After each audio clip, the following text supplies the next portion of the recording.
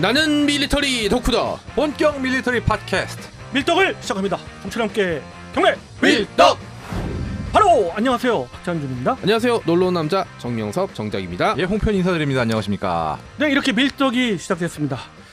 여러분 지난 2주 동안에 뭐 여러 가지 이슈가 있었습니다. 근데 그 중에서 하나 좀 생각해 볼 수 있는 게 에이브럼스 사령관이 뭐 본인의 개인 의견을 이야기했는데 한 3가지 의견을 이야기했죠. 그 중에서 이제 군 관련 의견이 한 2가지 있어서 이야기를 좀 나눠보도록 할게요. 보니까 미국 장성들은 현역 있을 때는 되게 외교적으로 말을 조심해서 하다가 퇴역하면은 되게 입이 매워지더라고요. 네. 그 에이브럼스 장군이 어떤 사람인가요?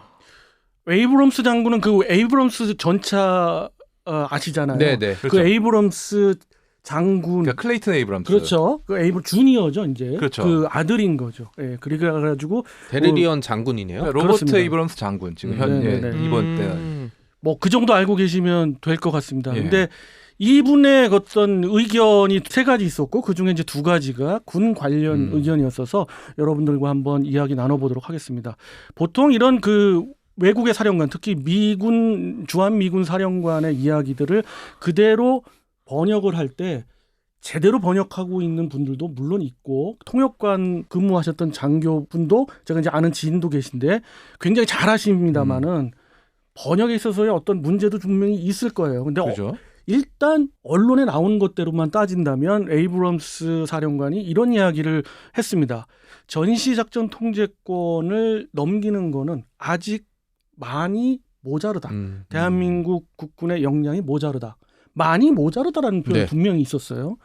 그런 점과 관련해서 이 전시작전 통제권의 개요부터 해서 한번 간략하게 이야기 나눠보는 시간 갖도록 하겠습니다. 먼저 뭐 다들 잘 아시겠죠. 혹시 모르니까 이 전시 작전권 그리고 이제 작전권이라는 개념이 좀 모호할 수 있으니까 한번 이제 설명을 한번 해주시죠. 그게 어떻게 그렇습니다. 돼 있고, 의미보다는 우리나라 입장에서의 이야기를 드릴게요. 대한민국 그 한반도에서 한국 전쟁이 일어나고 가장 위기였을 때, 그때가 이제 50년 7월 14일에 이승만 전 대통령이 당시 주한미군 사령관한테 작전권을 넘기게 됩니다. 한국군의 통제권이 작전권이죠. 그렇죠. 네.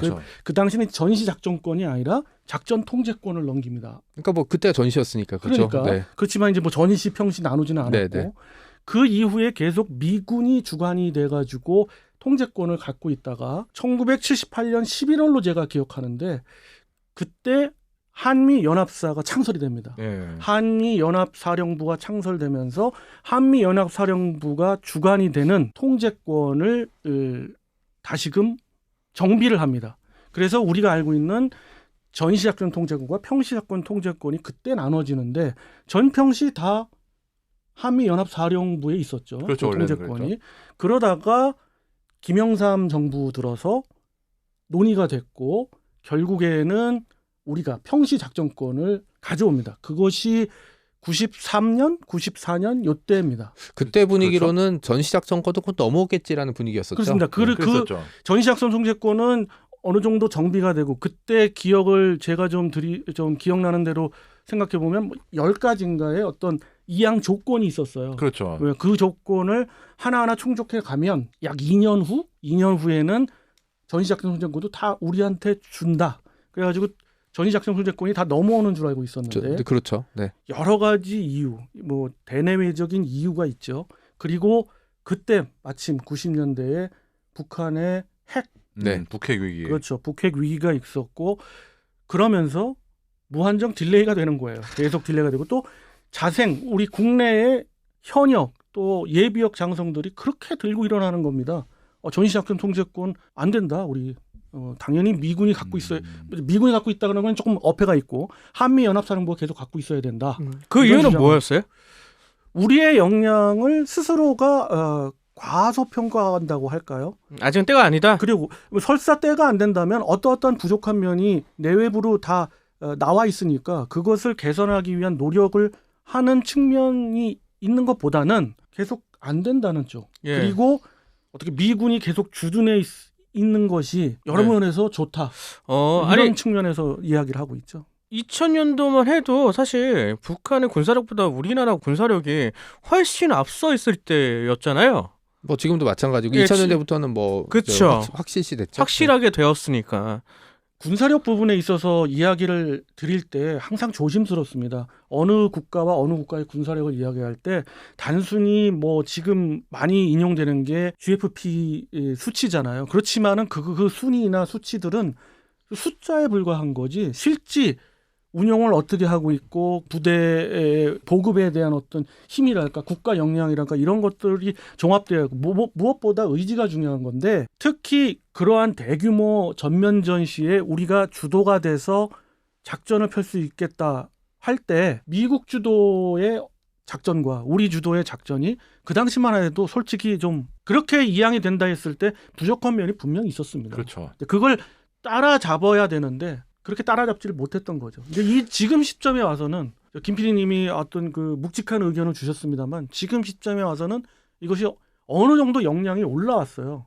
그럼에도 불구하고 에이브럼스 사령관은 많이 부족하다고 그러는데 거기에 혹시 패널 분들은 동의하는지 그러니까 어떤 사실 의견이 있으신지. 그 장성쯤 되면 특히 이제 주한미군 사령관까지 했을 정도의 장성이면 사실 저는 장성보다는 정치인에 더 가깝다고 생각을 많이 하거든요.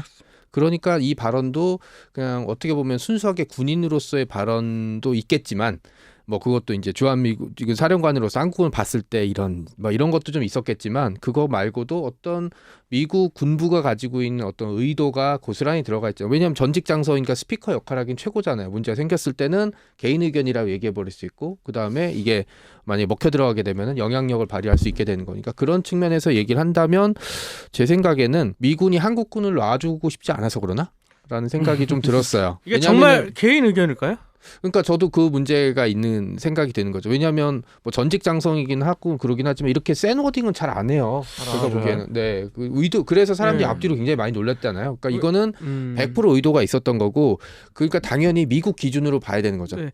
저는 이제 개인적으로 봤을 때 어떤 의견이냐면 지금 현재 중국이랑 미국이 굉장히 대치 중이잖아요. 이런 상황에서 우리나라가 작전권을 갖고 오게 되면은 작전을 함께 할 때 통제대로 진행되지 않을까라는 그런 높아심도 어느 정도 좀 반영됐다고 볼 수 있다고 저는 생각하거든요. 그렇습니다. 뭐 여러 가지 측면에서 말씀 주셨고 대부분 동의하는 바 있고요. 또 그렇게 하려는 의도가 다분히 있습니다. 또 미국은 미국 주도로 전쟁을 했을 때 갖는 전쟁이 일어났을 때 갖는 있죠. 이점이 분명히 있거든요. 지금도 기득권을 갖고 있지만 그런 것들은 분명히 있고요. 근데 그럼에도 불구하고 저는 조금은 또 다른 의견을 또 여러분들한테 던지고 싶습니다. 과연 그러면 고급 장교 사성 장군이 한 의견이 어떤 면에서는 우리가 좀 경종을 울리는 부분도 있습니다. 특히 있죠. 좀 자세하게 짚었는데 우선 방공 시스템이 아직 멀었다. 그 다음에 타격력이 아직 멀었다. 라는 의견인데 그중에 그런 의견에 있어서는 또 개인 의견은 어떠신지 해서요. 일단 저는 타격력 부분 같은 경우는 사실 제가 가타부터 얘기 못 하겠는데 우선 방공, 특히 미사일 방어라는 면에서는 사실 우리가 늦게 시작했고 아직까지는 북한의 위협에 비해서는 좀 이루는 성과가 좀 충분하지 않다라는 부분은 동의하고요. 그리고 에이브럼스 장군은 얘기를 안 했지만 아직 지휘 통제라든가 어떤 작전 위반 이런 부분에서 사실 과연 한국군이 단독으로 전쟁을 수행하면은 미군이 전시작전권을 수행할 때보다 만큼 잘할 수 있냐라는 그 좀 불안이 없는 건 아니거든요. 제가 보기에도 확실히. 근데 어떻게 보면 약간 이율배반적인 문제가 사실 대한민국의 미사일 전력이 상당 부분 제자리 걸음을 했던 건 타격력이라고 표현하죠. 타격했던 건 사실 그 문서에도 없는 한미 미사일 협정 때문이었던 거거든요. 상당 부분은. 근데 그것만 문제는 아니라고요. 왜냐하면 이게 타격력이라는 게 탄도미사일 사거리만 얘기하는 게 아니거든요. 당장 공군 사실 어떻게 보면은 제 개인적으로는 탄도미사일이지만 한반도 내에서 이 공군력이 차지하는 비중이 굉장히 큰데 공군력이 과연 이 공군의 타격력이라는 게 과연 지금 그 작전권 이양을 하고 이 북한 위협에 정말 확실히 압도할 정도로 투자가 잘 됐냐 그러면 조금 아쉬운 면이 있고요. 또 다른 문제가 뭐냐면은 미사일 전력이니 포병이니 양적인 활용은 굉장히 잘 갖췄어요. 근데 문제는 이거를 신속하게 지휘 통제를 해가지고 위협이 왔을 때 빨리빨리 저게 반격할 수 있냐. 예를 들자면은 지금 K9이 포 자체 성능은 미군 팔라딘보다 훨씬 앞서 있거든요. 근데 그럼에도 불구하고 예를 들어서 저게 포격을 했다. 그럴 때 이 사격 재원 따가지고 실제로 반격할 때까지 걸리는 시간은 아직까지도 주한미군 포병이 우리 군보다 빨라요. 그게 결국은 이 지휘 통제하고 이 통신 이런 부분에서 아직 미군보다 많이 뒤처진다는 얘기인데 그런 부분의 통제는 아직까지 좀 중요성에 비해서 소홀했던 게 아닌가 하는 느낌도 있고요. 예, 물론 그런 디테일한 것을 지적한 것은 없었습니다만은 그거 부분은 분명 사실이고요.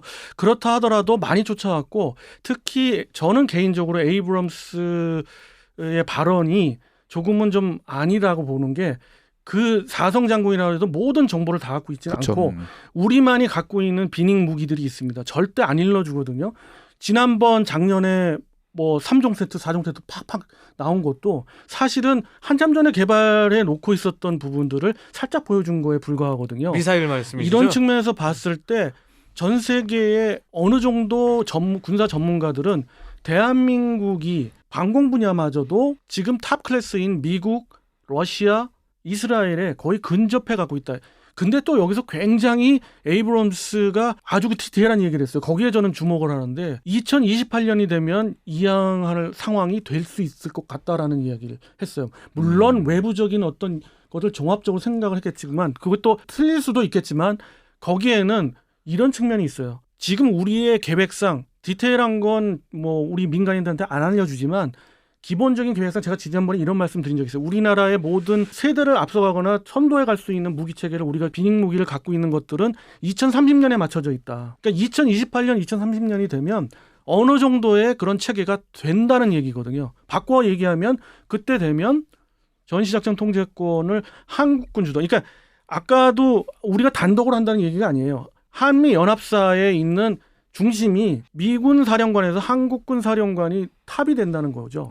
그걸 얘기하는 건데 가능할 것 같아요. 좀 생각해봐야 될 문제가 한국군이 이제 옛날에 한국전쟁 때 그 한국군이 아니라 이제 동아시아의 지역 강국이나 게임 체인저가 될 수 있는 길이 점점 가까워지고 있는 거잖아요. 뭐 핵을 제외한 여러 가지 무기들이. 그러니까 거기다 이제 미국과 중국의 이런 식의 갈등이 계속되면 사실 군사적 충돌도 이제 옵션에 들어가게 돼요. 그러면 주한 미군이 포함된 미군이 가장 가까워요, 베이징에.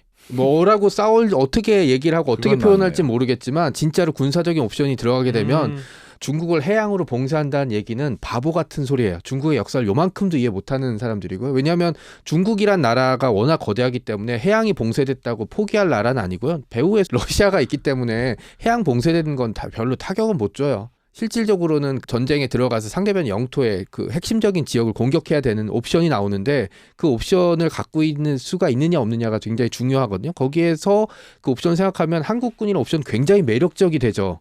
엄청나게 매력적인 카드가 되니까 제 생각에는 뭐 북한에 대응하기에 미흡하다라는 식의 얘기는 너무 고지고대로 듣는 것 같고요. 이 한국군이라는 칼을 어떻게 쓰겠냐라는 거에 대한 미국의 생각이 좀 들어있는 계산법이 아닐까라고 좀 생각해 보고 있습니다. 넓은 의미에서 봤을 때 미국은 우리의 그 강화되는 국방을 이제 조금씩 열어주는 그렇죠. 그런 느낌이에요. SLBM도 그렇고 여러 측면에서 네. 열어주고 있어요. 근데 과거에 전시작전권을 전체적으로 다 이양파겠다. 그리고 이양받겠다. 이런 얘기가 사실 있었거든요. 그렇죠. 거의 계획도 예, 있었고. 계획이 됐었고. 예, 예. 그때는 그러면은 우리나라가 준비가 돼서 넘기겠다는 거였나요? 이게 이제 정치적인 발언도 분명 있습니다. 예. 왜냐면 장군이 그렇게 얘기를 한다는 게 어폐가 있다는 거죠. 그거는 뭐 어폐를 따지면은 여러 가지 반박을 할 수 있는데 그런 반박을 한다기보다는 우리는 냉정하게 지금 시점에 그 의미가 뭔가의 그 뒷이야기를 나누는 게 더 중요하다고 보는데 말씀하신 그 당시에 그런 이야기들이 있었는데 정치적인 발언도 분명 있었고요. 하지만 여러 가지 대내외 상황이 그러지를 못했던 거죠. 어떤 면에서요? 가장 컸던 게 북한 핵에 계속되는 위기감이 증폭되는데 핵실험. 그거와 그렇죠. 관련된 방공 시스템이 뭐 못 따라갔죠. 심지어 주한 미군조차 그런 방공 시스템은 전무했거든요. 탄도미사일을 막는 방공 시스템은 많이 미약했거든요. 그렇기 미약했죠. 때문에 이런 부분에 있어서 계속 딜레이가 되고 있고 또 미국 자체가 국제 정치학적으로는 대한민국에 그걸 넘김으로 있어서 자기네 득실이 있을까? 득보다는 실이 있을 거라는 생각이 좀 더 많았겠죠. 부동어가 일로 치져지니까 그런 계획을 딜레이하거나 자꾸 다른 어떤 조건을 계속 들여서 물론 그것이 이제 외부적인 것 때문에 증폭은 됐지만 그런 좀 측면이 있어요. 약간 느낌이 그때는 맞고 지금은 틀리다. 약간 이런 느낌 같은. 그리고 사실 노무현 대통령 시기에 네. 엄밀하게 따지면은 그때 작전권을 넘겨받겠다라고 했다기보다는 그때 작전권을 넘기면 로드맵과 조건을 설정했다고 하는 게 맞아요. 그러니까 그때 당장 받을 수 있다고 하는 건 아니에요. 그때도 약간 사실. MOU 같은 느낌이구나. 계획이 그랬죠. 그렇죠. 네, 예. 계획이 그랬다.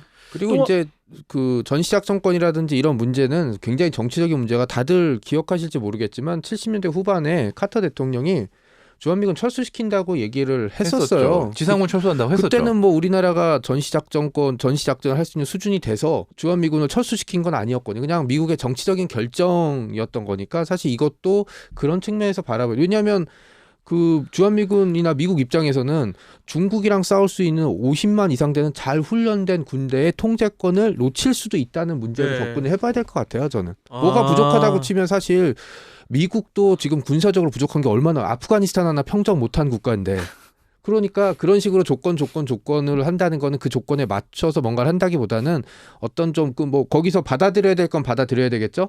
이제 뭐 어쨌든 주한미군 사령관이었으니까 그런 점은 받아들이고 이 사람이 했던 의도에 대해서는 한 번 더 미국 기준을 한번 깊게 생각을 해봐야 되지 않나라는 게 제 생각입니다. 그 말 자체에 뭐 너무 흥분할 필요도 없고 또 반박할 필요도 없지만 이제는 우리가 전시작전 통제권을 이양해야 될 시기는 점점 다가오고 그렇죠. 있다는 점은 팩트 같아요. 그렇죠. 그래서 그거는. 우리는 그거에 맞춰서 계속 나가고 우리의 국방 계획은 굉장히 디테일하게 돼 있다는 건 분명 말씀드릴 수가 있고 여기에서 딱 한 가지 더 말씀드리면 하나를 더 이야기했어요.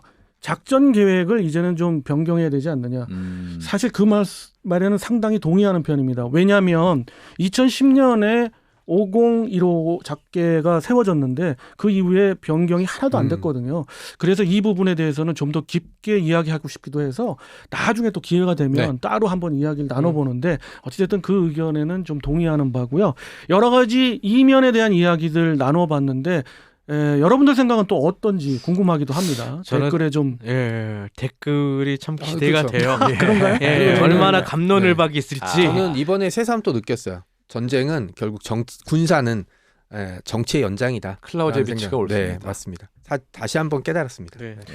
네, 이렇게 해서 이번 시간 이야기해봤고요. 다음에는 또 다른 주제를 가지고 여러분과 반갑게 만나도록 하겠습니다. 청취자 여러분께 경례 밀떡!